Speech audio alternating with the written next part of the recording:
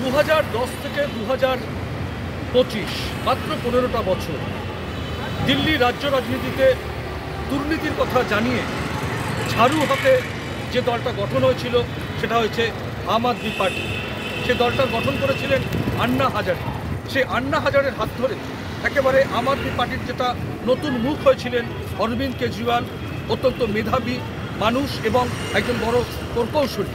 কিন্তু রাজনীতিতে এসে আন্না হাজারের হাত ধরে 2013, 2015 এবং 2020 তিনি কিন্তু একেবারে দিল্লির মানুষের বুক ভরা ভালোবাসা পেয়েছেন এবং বিপুল ভোটে জয় হয়ে দুবারের মুখ্যমন্ত্রী হয়েছেন সততার প্রতীক হিসেবে।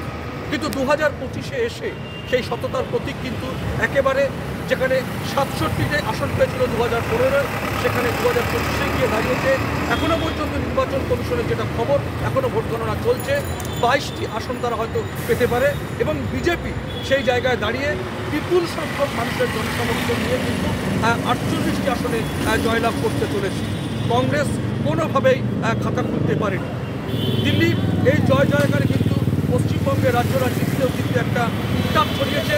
বিজেপি পশ্চিমবঙ্গের রাজ্য বিজেপির সভাপতি দিল্লিতে গিয়ে তিনি কিন্তু অত্যন্ত খুশি, সংবাদ মাধ্যমের কাছে জানিয়েছেন তাদের এই জয় তারা কিন্তু আগামী দিন পশ্চিমবঙ্গের রাজ্য রাজনীতিতে এবং 2026-এর বিধানসভা নির্বাচনে তারা কিন্তু অনেকটা অক্সিজেন পাবে বলে তারা মনে করেছেন। এবং পশ্চিমবঙ্গের বিরোধী দলনেতা শুভেন্দু অধিকারীও কিন্তু আজকে মহিষা দলে অত্যন্ত আশা প্রকাশ করেছেন।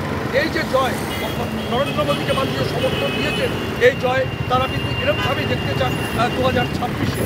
কিন্তু সবচেয়ে সেটা বড় বিষয় যেটা হচ্ছে অরবিন্দ কেজরিওয়াল কিন্তু তার এই হারকে মেনে নিয়ে বিজেপিকে যেমন শুভেচ্ছা জানিয়েছেন এবং বিজেপি যে দিল্লির মানুষের কাছে যে প্রত্যাশা দিয়েছেন সেই প্রত্যাশা পূরণে বিজেপি যে কাজ করবেন সেটা তিনি আশা প্রকাশ করেছেন।